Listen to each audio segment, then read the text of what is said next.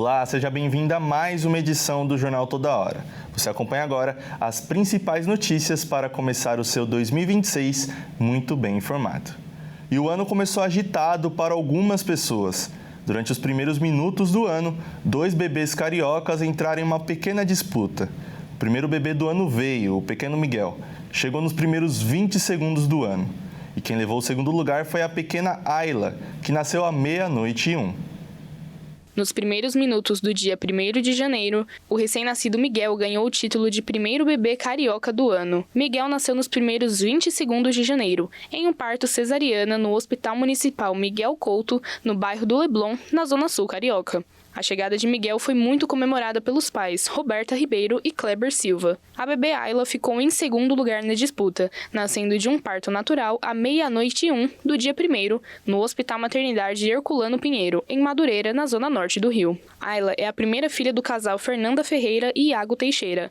O casal comentou que a pequena já chegou trazendo alegria para esse novo ano. Os 2 carioquinhas nasceram na rede pública do Rio de Janeiro, mas outros bebês de outras regiões do Brasil também, como o Caio, o primeiro bebê do Hospital da Criança e Maternidade de São José do Rio Preto, em São Paulo, que nasceu às 2h02, deixando os papais Sabrina de Souza e Gabriel Henrique emocionados. E como o pequeno Arthur, que nasceu às 2h36 da madrugada em Santarém, no Paraná, marcando um novo ciclo na vida da mamãe, Michele Fontinelli.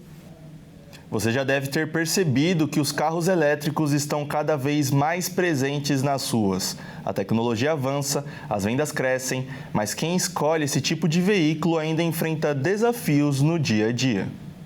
Tecnologia, menor impacto ambiental e economia no bolso. Esses são alguns dos motivos que levam consumidores a optar pelos carros eletrificados. A escolha vem crescendo de forma significativa no país. Somente no mês de novembro, mais de 21.200 veículos eletrificados foram vendidos no Brasil. Essa é uma tendência global que a gente tem visto. Por exemplo, aqui no Brasil, 1 em cada 10 carros novos são veículos eletrificados. Mas quando a gente olha para a Europa esse ano, 6 de cada 10 carros novos vendidos são veículos eletrificados. E por que isso? Muito por conta da eficiência desse motor. A pessoa que dirige, por exemplo, um carro elétrico hoje, comparando com um carro a combustão equivalente, ele vai gastar 1/3 do que ele gastaria com combustível, ele gasta com energia elétrica. Nos últimos 10 anos, a venda de carros eletrificados deu um salto no país. O número passou de 846 em 2015 para cerca de 190 mil neste ano. Somente no mês de novembro, o Rio Grande do Sul registrou 1.315 veículos eletrificados vendidos. O estado ficou na 5ª colocação no ranking nacional, atrás apenas de São Paulo, Distrito Federal, Paraná e Minas Gerais. Paulo foi um dos consumidores que apostaram em um carro eletrificado neste ano. Ele comprou um modelo básico em abril e agora coloca na ponta da caneta as economias feitas ao longo dos últimos meses. Tem a economia do combustível, você tem a economia da troca de óleo, por exemplo. Com 6 meses, eu já estou com o meu carro há mais de 6 meses, eu já teria que fazer uma troca de óleo, não precisei fazer. Fora isso, é não precisar parar o carro, né, gastar esse tempo levando o carro até a oficina, esperando fazer essa manutenção. E a economia financeira de tudo isso também, né?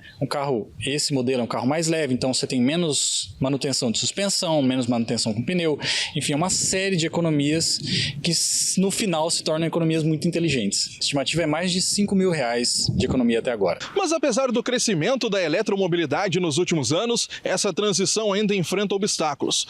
Um dos principais é a infraestrutura de recarga, que mesmo em expansão ainda não acompanha o crescimento da frota.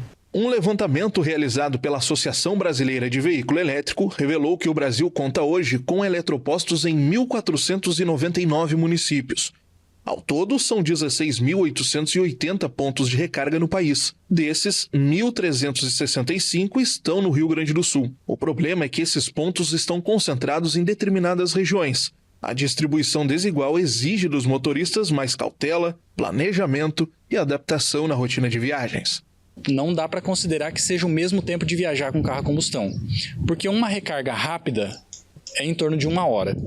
Então, se você chega e o eletroposto está ocupado, você tem que esperar um pouquinho ele terminar, e aí você vai ficar mais 1 hora esperando o carro para poder carregar. O tempo é o nosso problema por enquanto, né? Se tivesse mais eletroposto, a gente gastava menos tempo no eletroposto, entendeu? A gente tem que organizar um pouquinho melhor a viagem. Então eles precisam dessa infraestrutura de recarga para poder ter o melhor aproveitamento, né, por parte do motorista. E essa infraestrutura de recarga, ela começa a crescer. Já é muito comum em shoppings ou supermercados, mas a gente precisa tornar essa infraestrutura cada vez mais acessível, principalmente com carregadores rápidos ao longo das rodovias ou em pontos estratégicos da cidade, onde os motoristas de aplicativos, as pessoas que trabalham com carros elétricos, por exemplo, que fazem um uso mais intensivo desse carro elétrico, essas pessoas possam ter pontos de apoio de recarga rápida. Eu fico por aqui, mas eu retorno às 21 horas com mais uma edição. Até lá!